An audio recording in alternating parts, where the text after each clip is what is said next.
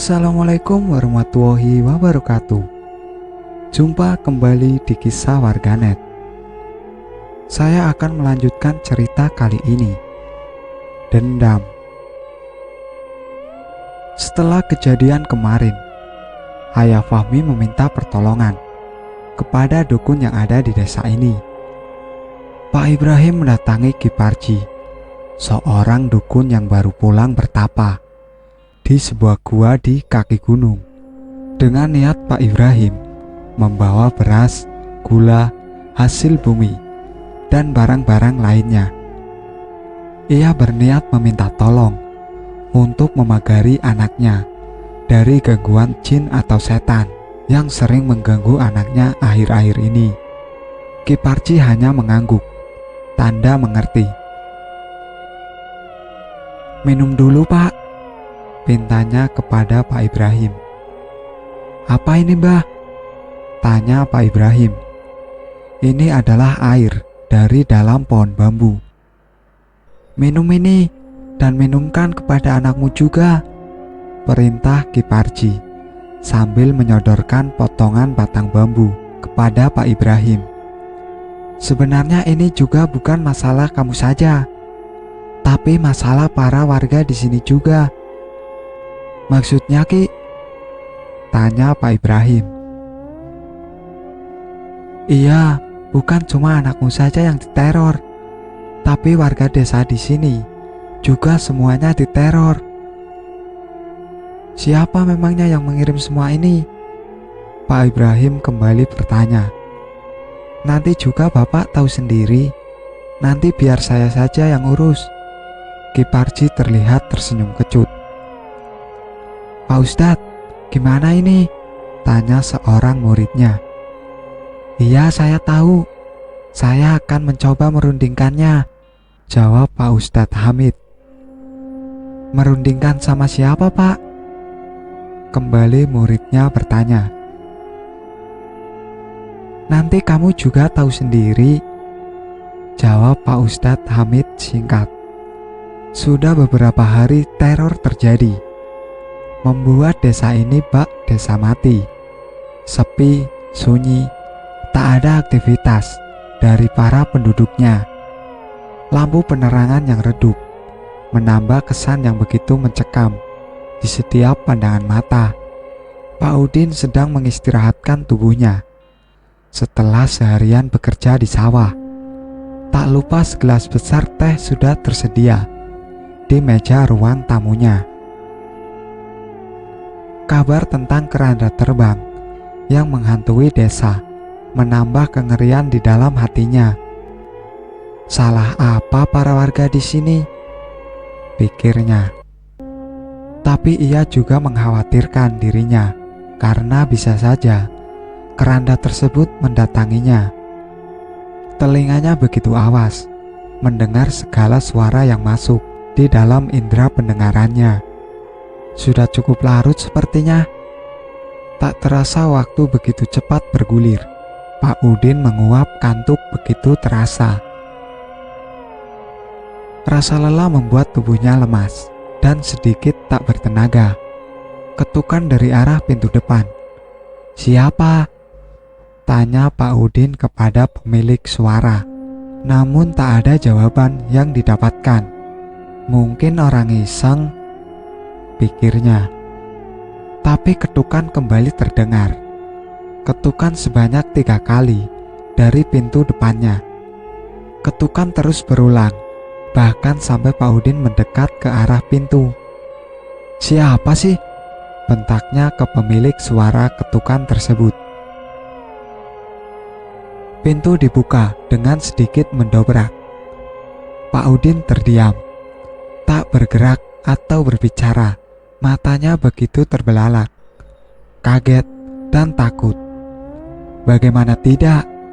Di depan rumahnya ada sebuah keranda lengkap dengan jenazahnya yang masih terbungkus kain kafan yang bercampur noda darah.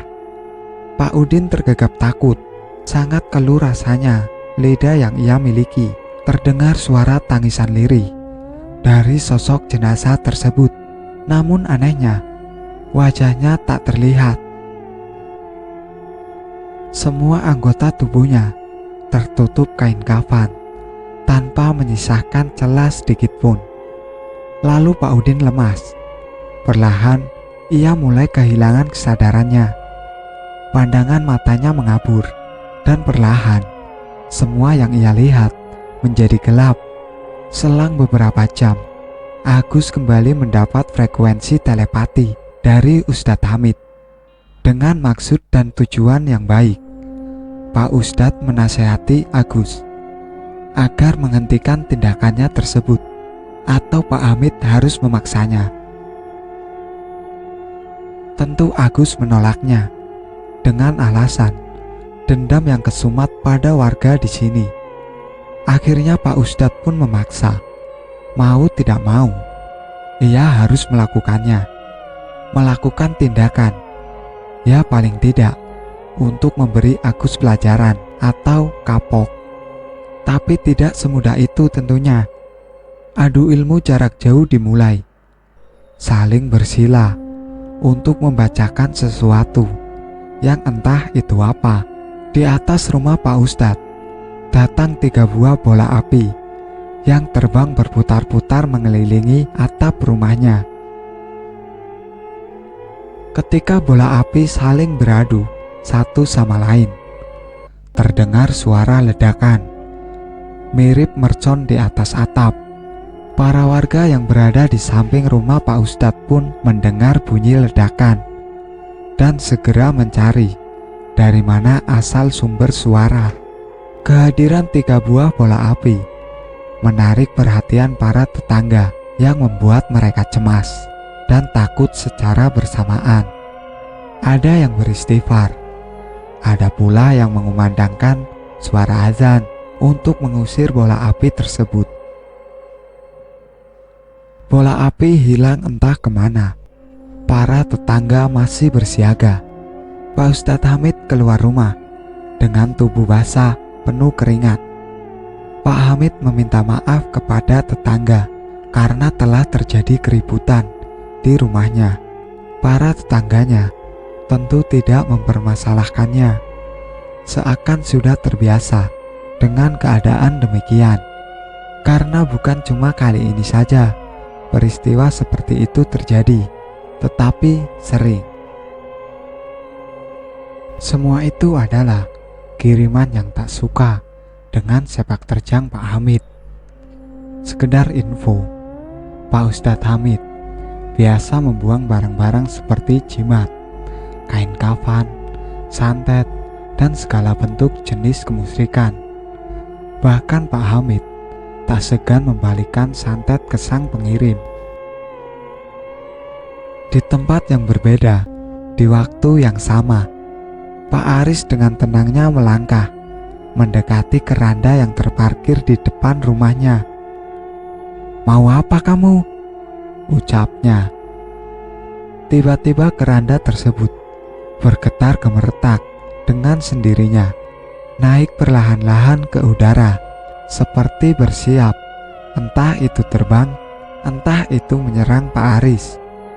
Dengan sekali hentakan tangannya, keranda tersebut kembali terjatuh, yang menimbulkan suara rangka besi yang keras. Pak Aris mengeluarkan keris kecil dari belakang tubuhnya. "Minggat kamu, kembali ke majikanmu," ucap Pak Aris sembari mengacungkan kerisnya ke arah keranda. Keesokan harinya, Ustadz Hamid bertemu ke kediaman Ki Parji. "Lah, kok ada apa?" "Penting, Kang," ucap lembut Pak Ustadz. "Silahkan masuk," jawab Ki Parji sopan. Setelah berbasa-basi, akhirnya Pak Ustadz menuturkan maksud dan niat kedatangannya ke sini. "Iya, saya paham maksud kedatangan Mumit," jawab Ki Parji dengan tenang. "Iya, saya juga sudah memperingatkan Agus. Tapi rupanya Agus meminta bantuan gurunya untuk membackingi dia," ucap Ki Parji sambil menyesap dalam rokok kreteknya.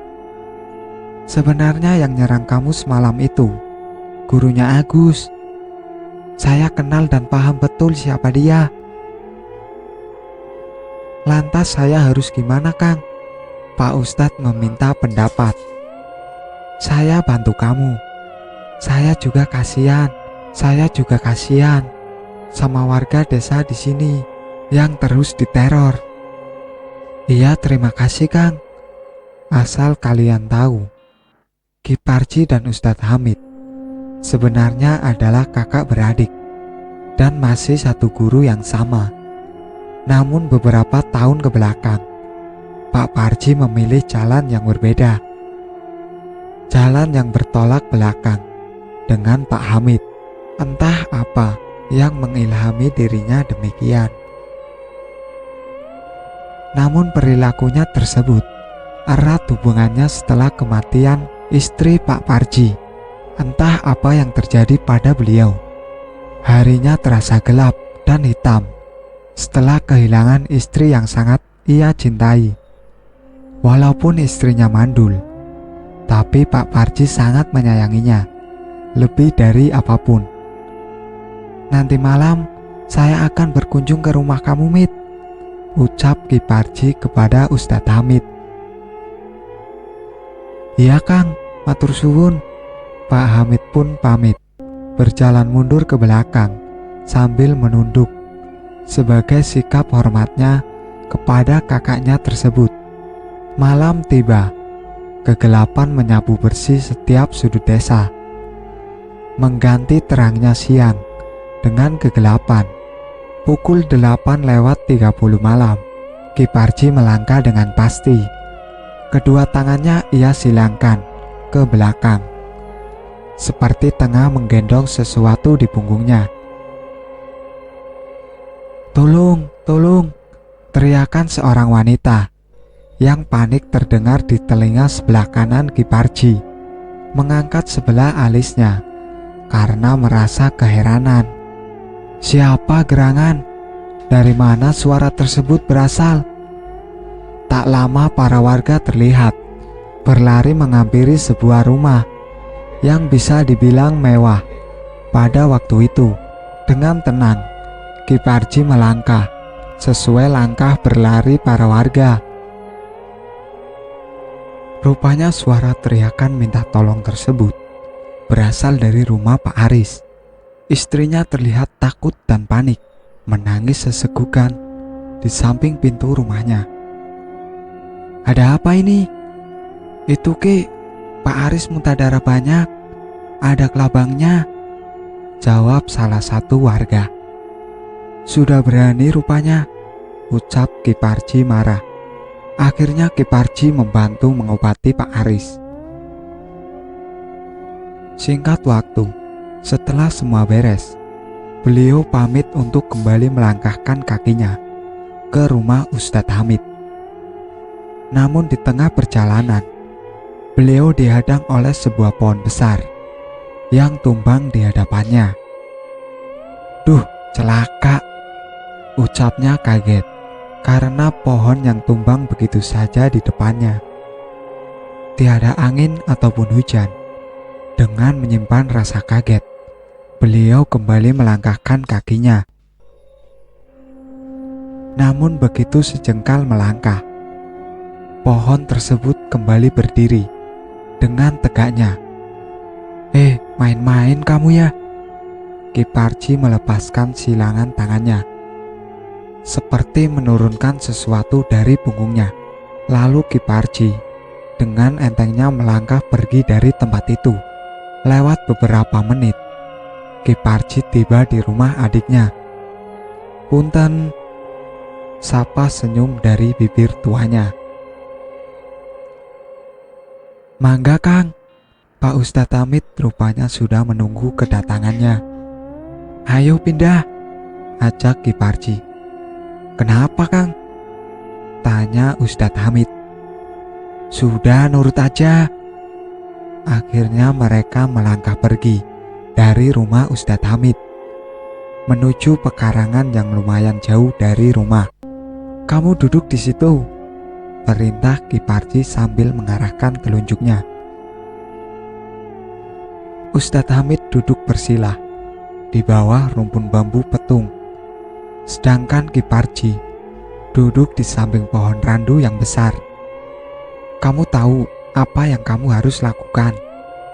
Bacalah, lakukanlah," perintah Ki Parji pada adiknya. Dengan segera dan tak mau membuang waktu, mereka duduk bersila, memejamkan kedua matanya, dan membaca sesuatu yang entah itu apa. Angin malam yang tadinya berembus pelan, kini mulai kencang, membelai rumpun bambu dan apapun yang dilewatinya. Semakin lama angin semakin kencang, menerpa apapun yang tak lebih berat dari kekuatan hembusannya. Seperti badai yang tengah melanda, pohon bergoyang dengan hebatnya, daun-daun berjatuhan dan terbang terbawa tiupan angin. Ki Parji dan Ustadz Hamid seakan tak terpengaruh, tetap duduk bersila dan terus membaca rapalannya. Di tempat berbeda, di waktu yang sama, Agus bersama gurunya juga melakukan hal yang sama. Duduk bersila dan berkonsentrasi membaca sesuatu yang tak terdengar di telinga. Bu Maria mengawasi keduanya dengan raut muka cemas dan khawatir. Dupa terus mengepul, menyeruak memenuhi ruangan, tempat di mana mereka bertiga berada. Lampu berkedip dengan cepat, menambah suasana tegang di dalam ruangan. Agus mulai mengeluarkan darah dari mulutnya, mengalir dari dagu menuju leher. "Konsen, Gus," ucap gurunya. Keadaan yang sama juga dialami Ustadz Hamid. Darah menyembur dan membasahi baju koko putih yang ia kenakan. Nampaknya adu ilmu dan kekuatan sedang terjadi di antara mereka. Darah terus mengalir dari mulut Agus. Agus seperti ingin memuntahkan semua isi dalam perutnya. Bu Maria memegangi pundaknya. Ki Parji dan guru Agus pun mengalami hal yang sama. Terasa hawa di sekitar yang panas, padahal angin masih berembus dengan kencangnya. Agus terjengkang ke belakang, sementara gurunya terlihat memegangi perutnya dan memuntahkan darah hitam kental dan menyusul Agus jatuh terjengkang. Tubuhnya mengejang seperti orang terkena penyakit ayan. Ustadz Hamid pun sama, jatuh terjengkang ke belakang dan mengerang kesakitan. Hanya Ki Parji yang masih mantap dalam duduk bersilahnya. Ki Parji membuka matanya dan segera bangkit menuju adiknya yang terkolek lemas sambil menahan sakit, menggendongnya dengan sisa tenaga yang ia punya. Susah payah Ki Parji menahan berat tubuhnya dan Ustadz Hamid berjalan sempoyongan untuk mencari tempat yang lebih baik untuk beristirahat. Di tempat berbeda, Agus dan gurunya sekarat. Beberapa hari kemudian, warga sudah memberanikan diri untuk kembali beraktivitas pada malam hari. Terlihat pos ronda kini sudah ada beberapa orang yang berjaga. Pak Isan kembali berjualan seperti biasanya. Pak Aris masih dirawat intensif di rumah sakit, dan para warga yang lainnya sudah mulai terlihat tenang dan tak lagi was-was dicekam teror yang mereka takutkan beberapa hari yang lalu. 2 minggu setelahnya, aktivitas warga mulai normal. Namun berita tentang teror yang pernah terjadi masih menjadi perbincangan hangat dan masih sering diperbincangkan antara para warga desa. Pak Ustadz Hamid pun kondisinya telah pulih, sudah kembali sehat seperti biasanya. Sebenarnya banyak dari para warga yang bertanya tentang siapa penyebar teror tersebut, namun Ustadz Hamid enggan untuk menjawabnya. Beliau hanya tersenyum ketika beberapa orang yang datang untuk bertanya perihal apa yang terjadi padanya. Sementara Agus menderita luka dalam yang cukup parah, Agus memilih untuk meninggalkan desa ini. Dan itulah akhir cerita dari Agus. Kini usianya sudah lumayan tua. Agus memilih hidup normal dan tak lagi mendalami ilmu hitamnya. Ia membuangnya di suatu tempat, sementara gurunya telah meninggal di tahun 2015 yang lalu. Pada saat bercerita tentang kisah ini, terlihat raut muka yang menyesal dari setiap tutur katanya. Sepertinya Agus menyesali perbuatannya yang terdahulu. Sampai di sini ceritanya. Dan jangan lupa like, komen, dan subscribe channel ini. Sekian dari saya. Wassalamualaikum warahmatullahi wabarakatuh.